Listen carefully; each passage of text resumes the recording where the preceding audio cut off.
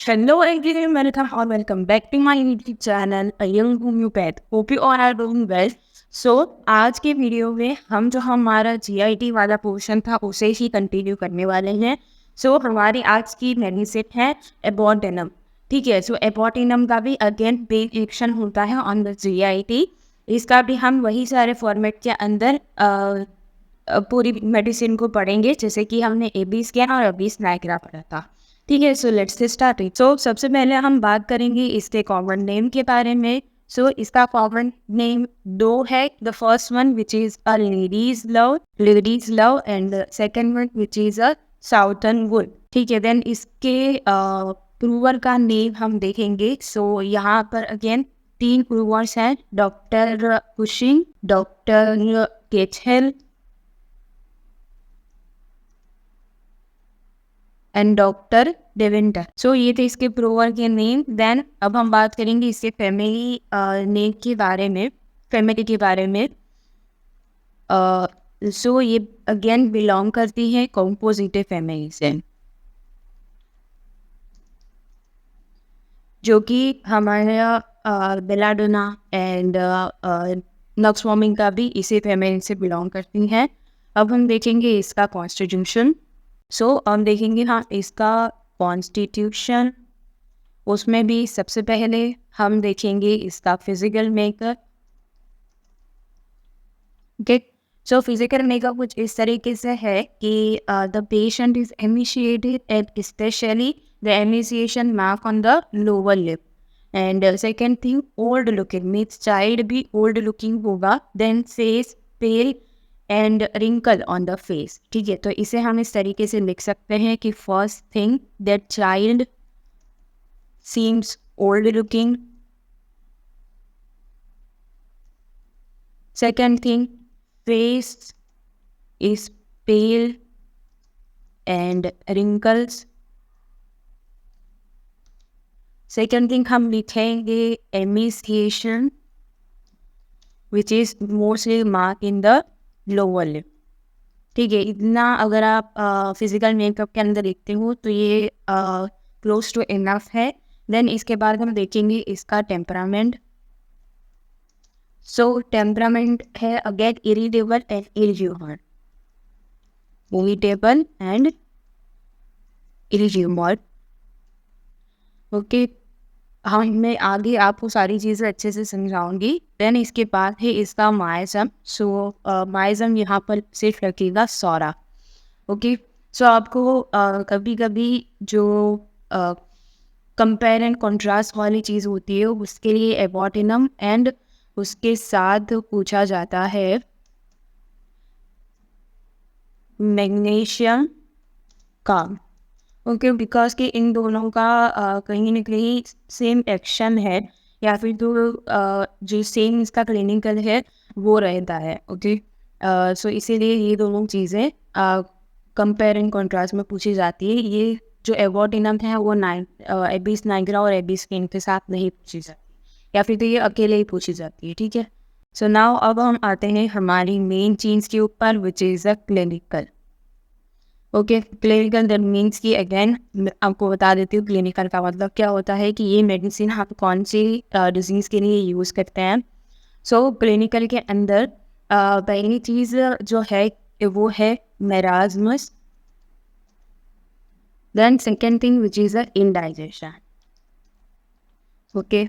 अगर आपको मेरास्मस के ही जो सिम्टम है वो पता होंगे तब आप इजीली एबॉर्टेनम को लिख सकते हो. बिकॉज कि जैसे कि AB स्नैग्रा थी वो फुल्ली बेस्ड थी पाइलोरिक स्टेनोसिस के ऊपर. AB स्कैन जो है वो इंडाइजेशन के ऊपर बेस्ड था. ठीक है. तो इसी तरीके से अगर आपको मेरास्मस पता है तो आप इजीली एबॉर्टेनम लिख सकते हो. अब मेरास्मस क्या होता है वो भी मैं आपको बता देती हूँ कि ये पर्टिकुलर जो कंडीशन है वो बेबीज़ के अंदर देखने को मिलती है जिसमें कि जो बेबी रहता है उसको एमिसिएशन होता है. दैट मीन्स कि इन शॉर्ट अगर हम हिंदी में कहें तो कुपोषण का जो शिकार होते हैं बच्चे, सेम भी उसी तरीके से बेबी दिखेगा. लेकिन उसमें क्या होता है कि उसके लिम्स जो है अपर लिम्ब लोअर लिम्ब बहुत ज़्यादा पतले पतले रहेंगे. फिर इसके ऊपर जहाँ जैसे कि हमने यहाँ पर लिखा कि रिंकल्स है, पेन फेस है, प्लस उसका जो लाइक जो खड्डे हो जाते हैं नहीं, हम भी कहते हैं कि भाई बहुत ज़्यादा पतला हो गया इंसान, लेकिन बहुत ही ज़्यादा पतला हूँ, एकदम खट्टे खट्टे हो जाते हैं उनके ऊपर। देन सेकेंड थिंग है कि जो यहाँ पर अपने पेल फेस लिखा है, लेकिन मेरास्मस के अंदर क्या होता है, थोड़ी सी डार्क स्किन हो जाती है। सेकेंड मोस्ट इम्पॉर्टेंट चीज़ ये होती है कि उसका जो एब्डोमेन है वो फूला हुआ रहता है, जो लिम्स हैं वो पतले रहेंगे, फेस पतला रहेगा, लेकिन जो एब्डोमेन है वो बहुत ज़्यादा बड़ा रहेगा, एकदम ब्लोटेड से आपको दिखेगा कि बहुत ज़्यादा बड़ा है सिर्फ एब्डोमेन। ठीक है, तो इस तरीके का मेरास्मस का बच्चा होता है। और मेरास्मस में अगेन क्या होता है कि माल एब्जॉर्प्शन, माल न्यूट्रिशन होता है, जिसकी वजह से ये कंडीशन कॉज होती है। तो आप सेम भी इस मेडिसिन को माल एब्जॉर्प्शन के लिए भी यूज़ कर सकते हो, इंडाइजेशन के लिए भी यूज़ कर सकते हो। और एक इन सारी चीज़ों से हटते हुए अगर हम जीआईटी के बारे में ना बात करें तो ये मेडिसिन रूमेटिज्म के अंदर भी हम दे सकते हैं। ठीक है, जहाँ पर कि पेशेंट कैसा होगा, उसके लोअर लिंग के अंदर एमिसिएशन होगा, बच्चा ठीक से चल नहीं पाएगा। ठीक है, इस तरीके की कुछ सिम्टम्स आएंगे इसके अंदर। नाउ अब हम बात करेंगे इसके शीट ऑफ एक्शन के बारे में। So seat of action again इसका जीआईटी के ऊपर रहेगा, देन नर्व्स के ऊपर, and mind, fibrous tissue and serous membrane. Okay, ये इसका शीट ऑफ एक्शन है। देन हम बात करेंगे इसकी एलिमेंट्स फ्रॉम के बारे में। So elements from, then again कि क्या कॉज करेगा इन सारी कंडीशन को इस पर्टिकुलर ड्रग के लिए। सो इसके अंदर है sudden check diarrhoea. That means कि अगर छोटा सा बेबी है और सडनली उसको बहुत ज़्यादा डायरिया हो रहे हैं, अबाउट एक दिन में 10 से 15 बार उसको स्टूल पास हुआ है, एकदम वाटरी स्टूल हुआ है, तो बच्चा कैसा हो जाएगा, उसके अंदर जो शॉक की कंडीशन है वो आना शुरू हो जाएगी, डिहाइड्रेशन होना शुरू हो जाएगा। ठीक है, तो सडन चेक डायरिया है। Then again defective digestion, means के डाइजेशन ठीक नहीं है, जो गैस्ट्रिक जूस है वो ठीक से सिक्रीट नहीं हो रहे हैं, और उसकी वजह से कोई भी चीज़ अगर बच्चा खा रहा है तो वो उसको पच नहीं रही है। ठीक है, तो उसे हम कहेंगे डिफेक्टिव डाइजेशन। अगेन दूसरी एक चीज़ है विच is a defective nutrition. That means कि डिफेक्टिव डाइजेशन और न्यूट्रिशन दोनों अलग अलग चीज़ें हैं। ठीक है, तो डाइजेशन के अंदर क्या है कि बच्चे को हम खाना दे रहे हैं लेकिन उसका डाइजेशन ठीक नहीं है। न्यूट्रिशन के अंदर, डिफेक्टिव न्यूट्रिशन के अंदर ये होता है कि बच्चे को ठीक से खाना ही नहीं मिल रहा है, जिसकी वजह से स्टर्वेशन कॉज हो रहा है। ठीक है, ये दोनों चीज़ें एकदम अलग अलग है। और लास्ट में है माल न्यूट्रिशन। अब यहाँ पर क्या है, malnutrition, defective nutrition, defective digestion, तीनों अलग अलग चीज़ें हैं। डिफेक्टिव डाइजेशन के अंदर जैसा मैंने आपको कहा, बच्चे को खाना दे रहे हैं लेकिन पच नहीं रहा, बच्चे को खाना मिल ही नहीं रहा in the defective nutrition. And in the mall nutrition, बच्चे को खाना भी मिल रहा है, डाइजेशन भी हो रहा है, लेकिन उसका इंटेस्टाइन वो सारी चीज़ों को एब्जॉर्ब नहीं कर रहा है, उसे हम कहेंगे डिफेक्टिव माल न्यूट्रिशन। ओके, मैं होप कि आपको सारी चीज़ें अच्छे से क्लियर हुई होंगी। और अब हम इसके मेन पोर्शन के ऊपर चलते हैं, which is a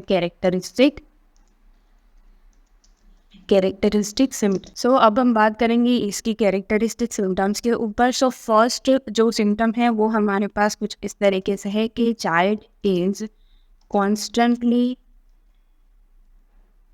crying for food.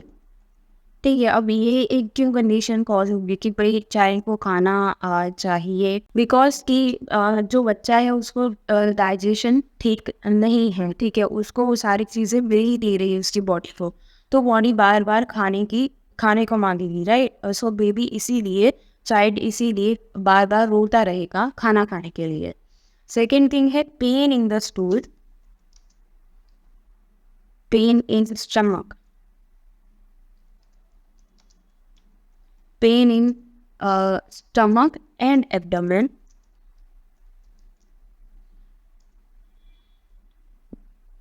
Then second चीज़ है यहाँ पर कि एब्डोमेन में क्या होगा, ब्लोटिंग रहेगी बेबी को, जैसे मैंने आपको आगे कहा कि उसका एब्डोमेन फुला फुला रहेगा, एंड लार्ज स्टूल। ओके, क्यों, बिकॉज कि उसको उसका जो खाना है वो डाइजेस्ट नहीं हो रहा है, तो सारा खाना स्टूल के वाया बॉडी में से निकल जाएगा, राइट। सो इसीलिए लार्ज स्टूल है यहाँ पर, प्लस ब्लॉटिंग है बिकॉज की ठीक से डाइजेशन नहीं हो रहा है।